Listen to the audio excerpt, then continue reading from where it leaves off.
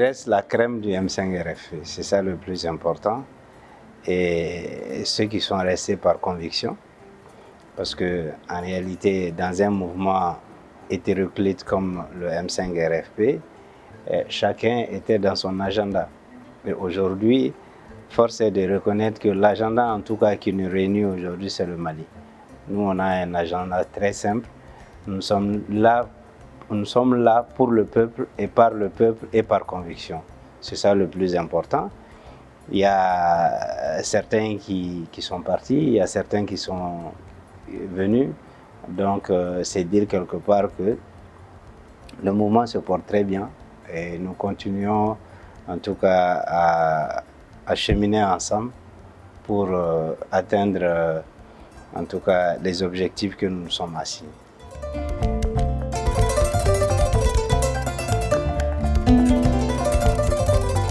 Bon, on parle de 2 ans, mais en réalité c'est 2 ans moins 9 mois parce que les 9 premiers mois de la transition, c'était du IBK sans IBK.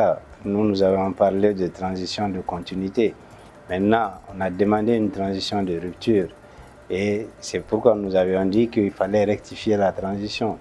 Donc, on est dans la phase de rectification aujourd'hui, avec la venue au pouvoir de Assimi et de Choguel comme Premier ministre.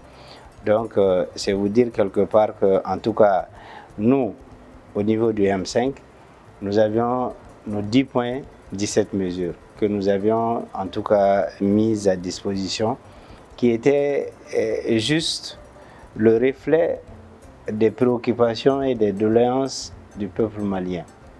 Ce peuple qui nous a suivis dans les rues, ce peuple qui était sur le boulevard de l'indépendance, ce peuple qui s'est donné à fond afin que le régime IBK puisse partir. Donc aujourd'hui, le gouvernement a axé pratiquement son travail sur 4 axes.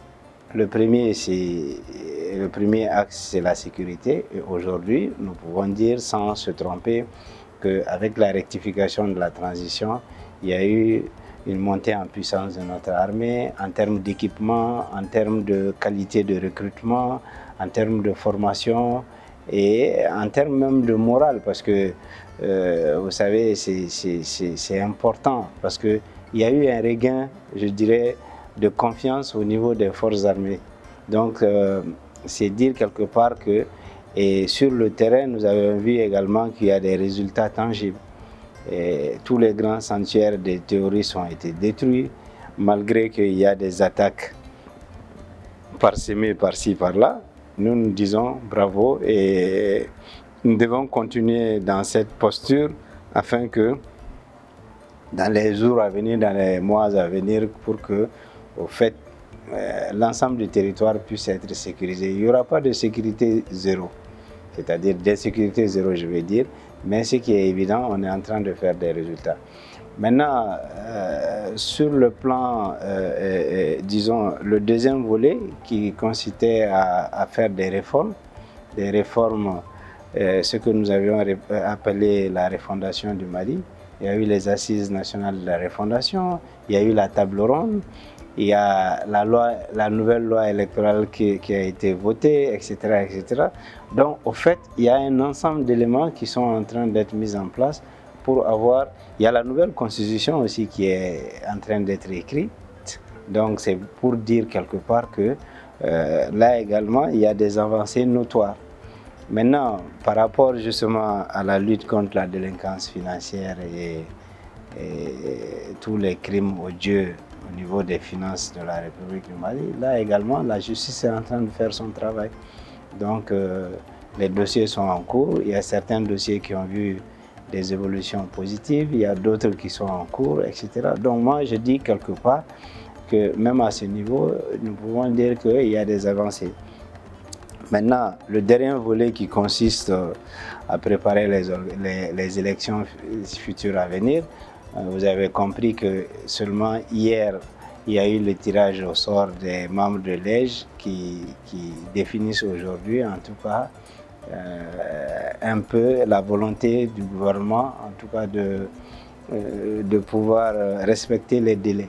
Donc, moi je dis c'est bon, mais peut mieux faire. N'eût été peut-être les questions d'embargo, d'isolement de notre pays, peut-être que nous serons à des résultats encore meilleurs. Et moi, je dis vraiment que nous devons persévérer et c'est tous ensemble que nous pouvons réussir.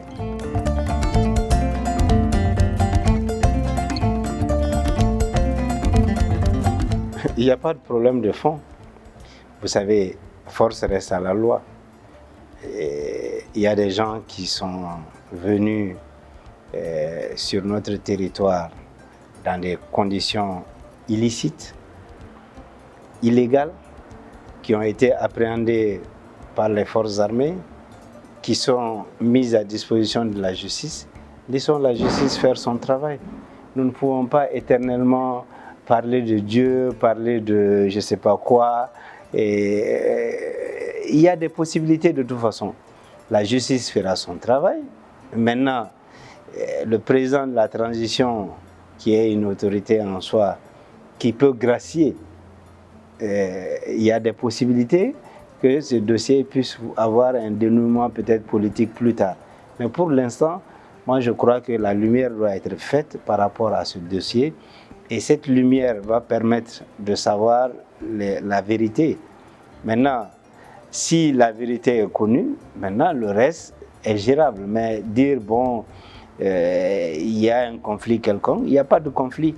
Tous ces gens aujourd'hui qui se lèvent pour venir dire, bon, nous voulons intercéder, nous voulons intervenir pour demander la libération des 49 détenus, mais bon Dieu, ils étaient où pendant qu'il y avait l'embargo ici?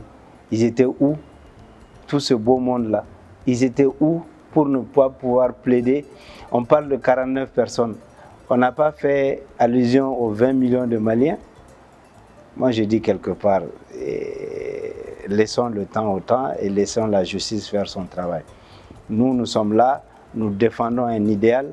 Nous ne pouvons pas demander à ce que la justice, qui ait une jurisprudence, ce serait un boulevard ouvert pour tout le monde.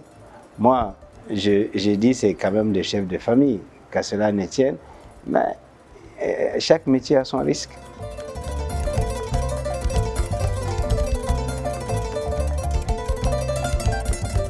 Moi, je dirais plutôt que l'évaluation normale de la chose ne peut pas être faite maintenant. Mais ce qui est évident, le bilan il est largement positif. Ça, hein. Mais l'autre côté du revers de la médaille, c'est que nous avions face à nous un ennemi de taille. L'ancienne colonie colon qui est la France. Et les gens ne doivent jamais oublier qu'il y a eu le partage de l'Afrique. Et que ce partage de l'Afrique est en train, encore une fois de plus, de jouer, en tout cas, sur notre pays et d'autres pays éventuellement. Aujourd'hui que nous ayons, en tout cas, toute cette pression externe avec la communauté dont le Mali fait partie. Je parle de la CEDEAO, je parle de l'UMOA et je parle de la cherté de la vie occasionnée par la guerre en Ukraine et en Russie. Donc aujourd'hui, moi je dis que cela nous interpelle parce qu'un pays qui ne produit pas est à la solde et à la merci de tout le monde. Donc il faudrait que nous reprenions notre destin en main, que le Mali puisse produire davantage pour que les Maliens puissent survivre à la sueur de leur front, que nous évitons pratiquement la politique de la main tendue.